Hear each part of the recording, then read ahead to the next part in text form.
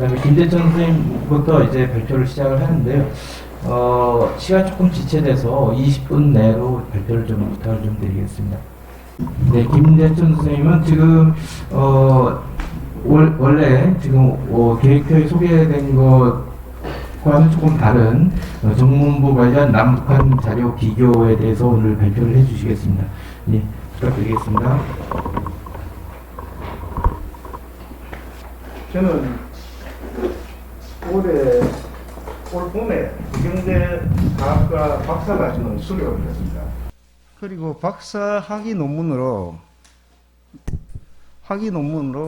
농포 선생님을 주제로 박사 학위 논문을 준비하고 있는 중입니다. 지금부터 5년 동안 학적을 유지하면서 5년 안에 이 학위 논문을 쓰려고 합니다. 그런데 사실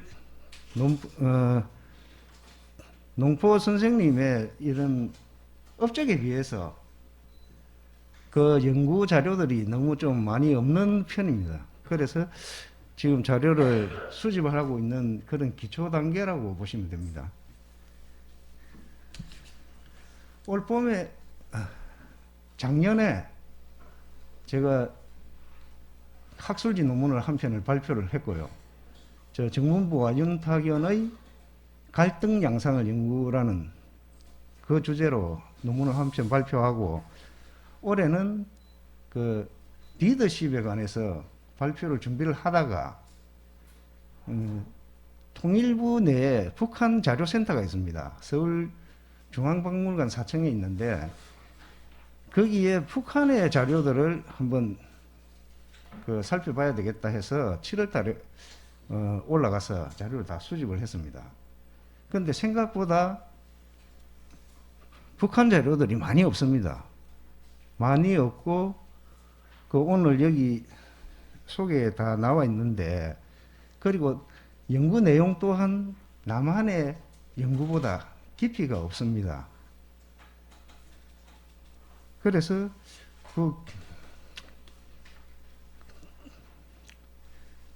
정문부 관련 남북한 자료들을 모두 수집해서 연구하던 중에 어떤 기록상의 상이한 점들이 발견이 되었어요. 그래서 그런 부분들을 오늘 정리를 하여서 발표를 하려고 합니다. 시작하겠습니다.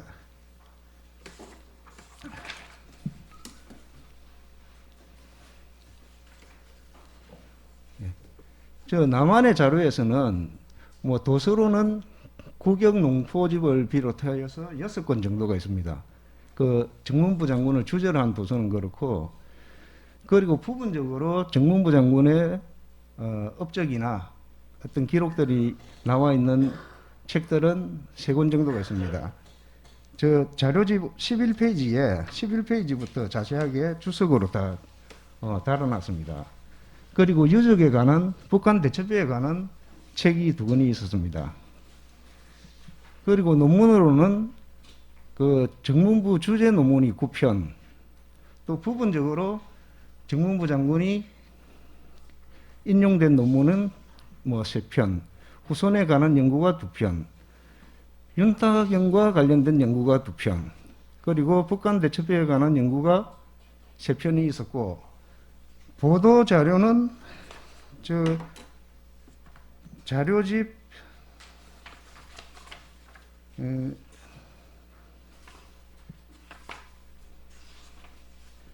자료집 24페이지에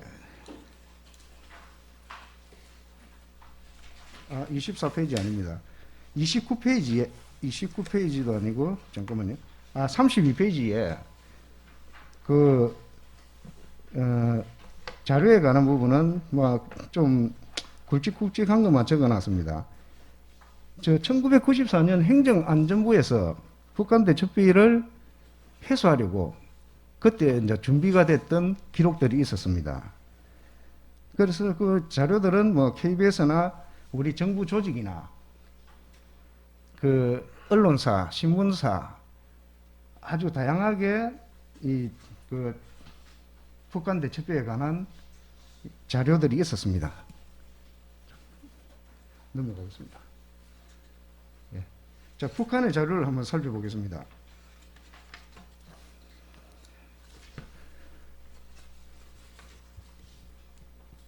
북한의 자료는 15페이지부터 정리하여서 정리하였는데요.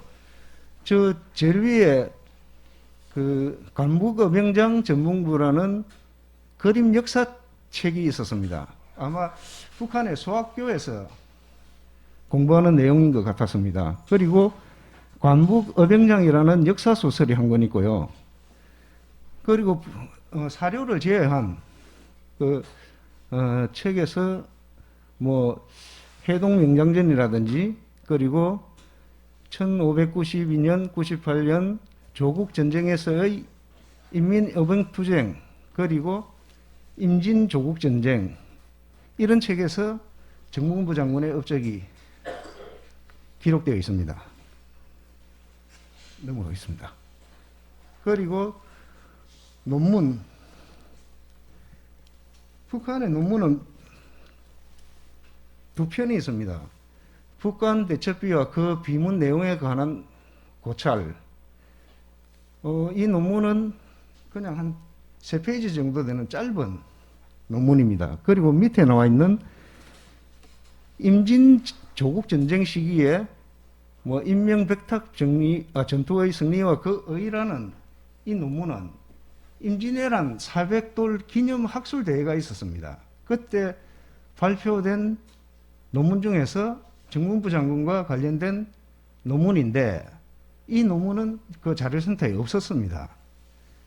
그 문의를 해본 결과 북한에서 이 자료를 내보내지 않으니까 구할 수가 없었다. 이런 이야기를 들었습니다. 그리고 보도자료로는 노동신문, 민주조선, 검수광산, 천리마의 그 정문부와 북한 대첩에 관한 기록들이, 보도 내용들이 나오고 있습니다. 그 내용은 자료집에 다 있으니까 한번 훑어보시기 한번 살펴보시기 바랍니다. 예. 그리고 가장 중요한 것은 이 남북한 자료의 그 내용 중에 상이한 부분들이 있어서 몇 가지를 정리를 해보았습니다.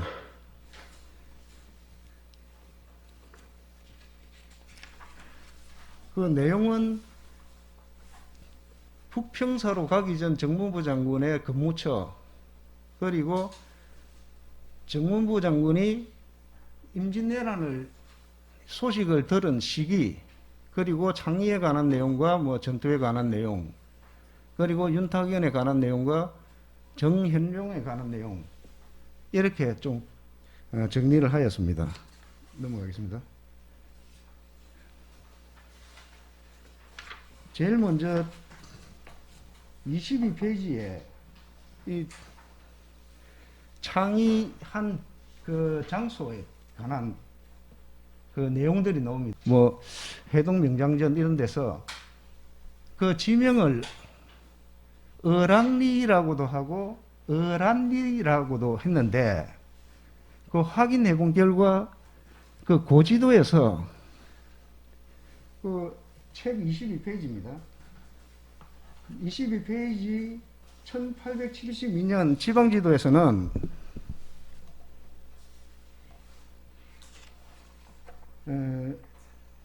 거기 그 지도에서는 창렬사가 나옵니다. 창렬사가 나오고 지도가 한 번 더 넘어갈 수 있겠습니까? 예. 저기 보면 그 좌측 하단에 그 어란사라고 돼 있죠. 어랑사라고 돼 있고 그 위쪽에 좌측 상단에 보면 무계호라고 둥근 원으로 되어 있습니다. 근데 북한에서는, 북한 자료에서는 무계기석에서 창의를 했다, 이렇게 나타나 있고, 남한의 자료에서는 어랑리, 어란리 이 두 가지로 나타나는데, 일단 82년 지도에서는 그 고기 그 어랑사라고 되어 있는데, 저기 고기 잡은 어자가 있습니다. 물수변이 있어서 저 어랑사로 그 기록이 되어 있고, 한 번 더 넘어가겠습니다.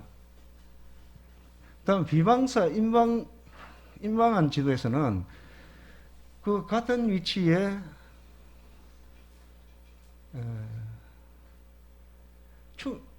창렬사로 되어 있죠. 예, 어란사로 되어 있습니다. 어랑사로 되어 있습니다. 어랑사로 되어 있고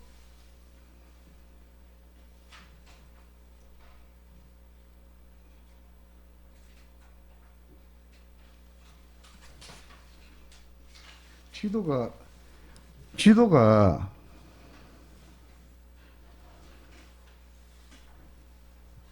바뀐 것 같습니다. 일단 그 비변사 인방한 지도하고 1872년 지도하고 예, 지금 이 내용이 1872년 인방사 그 지방 지도인데 제가 글자를 잘못 친 것 같습니다. 앞에 지도하고 이 지도하고 예, 그 지도가 PPT에서 잘못 친 것 같습니다. 그 책자에 자료에 나온 내용이 올바릅니다. 그 여기도 그 어랑사라고 되어 있습니다. 고기 잡을 어자가 되어 있고 그리고 야구 지도 한번 보여주시겠습니까? 예, 한 번 더 넘어가겠습니다. 예, 이거는 저 야후 재팬에 들어가서 그 최근의 지도를 북한 지도를 찾았습니다. 여기가 어랑읍이고 이것이 무계호인 것 같습니다. 무계호 이 강이 있으니까 강 남쪽에 거기 무계호인 것 같고 그 옛날 고지도와 저 현대 지도와 보면 거의 뭐 크게 차이가 없습니다.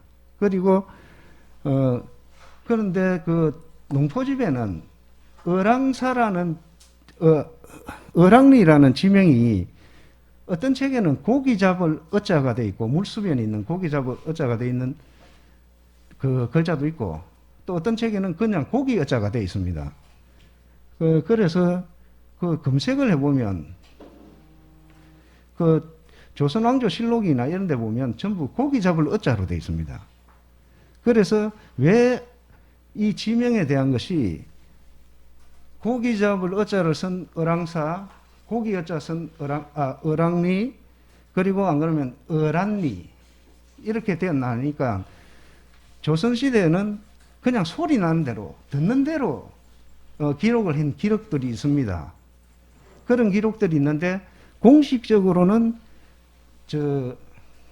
조선왕조실록이나 그 조선시대의 자료에 올라 있는 것은 고기 잡을 어자가 되어 있는 어랑리가 공식적으로 사용이 됐습니다. 그런데 일반인들은 뭐 지도라든지 뭐 개인 문집이라든지 이런 데서는 그냥 소리 나는 대로 청자가 들리는 대로 그 발음과 같은 그 한자를 써서 사용을 했다는 걸 아시면 되겠습니다. 네.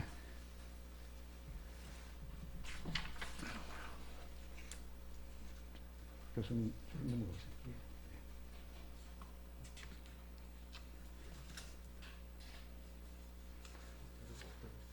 끝났습니까? 그러면 이제 책을 보고 내용을 정리하겠습니다.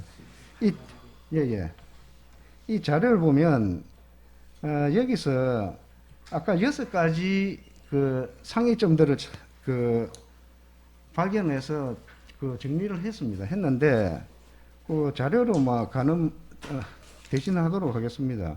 그래서 계속 앞으로도 이 기초 자료들을 수집하고 여기에 그 상위점들을 정리를 하여서 그 정문부 장군에 대한 이 학위 논문에서 가장 정확한 자료로서 사용할 수 있도록 그렇게 하려고 합니다.